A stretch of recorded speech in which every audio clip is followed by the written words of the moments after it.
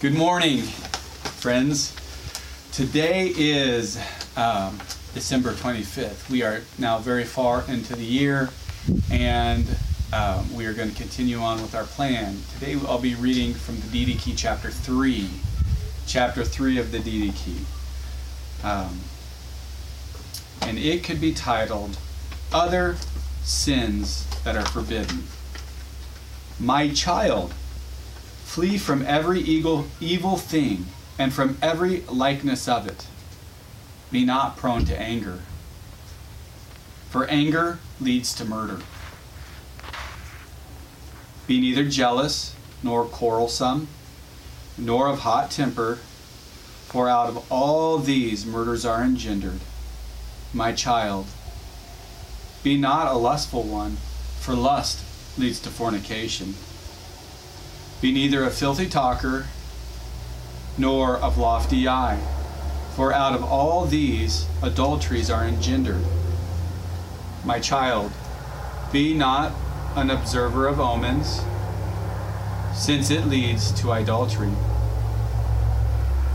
Be neither an enchanter, or an astrologer, or a purifier. A purifier is like somebody who takes herbs and or takes chemicals and makes them into drugs. So don't be a drug user.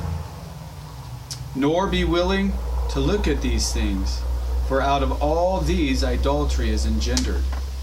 My child, be not a liar, since a lie leads to theft. Be neither money-loving nor vainglorious, for out of all these thefts are engendered. My child, be not a murmurer, since it leads the way to blasphemy. Be neither self-willed nor evil-minded, for out of all these blasphemies are engendered. But rather, be meek, since the meek shall inherit the earth. Be long-suffering and pitiful and guileless and gentle and good, and always trembling at the words which you have heard. You shall not exalt yourself, nor give overconfidence to your soul. Your soul shall not be joined with lofty ones, but with the just and lowly. But with the just and lowly ones shall it have its intercourse. Accept whatever happens to you as good, knowing that apart from God, nothing comes to pass. So, I hope that you will take the advice of the apostles that took these teachings around. This was what was the most basic teaching in the church before there was any scriptures, before the New Testament was compiled and accepted by the church. Early on, like some people think as early as in the 80s, 70s that this was written. And these were the things that the early church were commanded to do.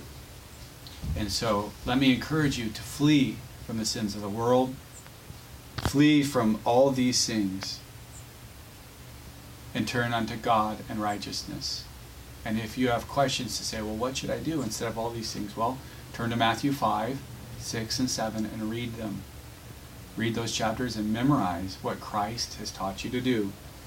And if you're asking yourself, well, how do I stop doing all of these things that was on this list and on the list of the one in the second command? Well, my first suggestion would be this. Number one, chuck out the television that you watch. And then number two, I'm presuming that you're already reading the Bible and you're praying. So start reading the Bible and seek God.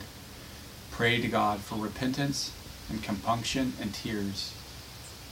And then get the things out of your life that would cause you temptations to sin. And the number one is the TV, the internet. And so that means if your iPhone is causing you to sin, then you better restrict your using of it or not use it at all. Okay, God bless you from Brother Steve. Have a great day.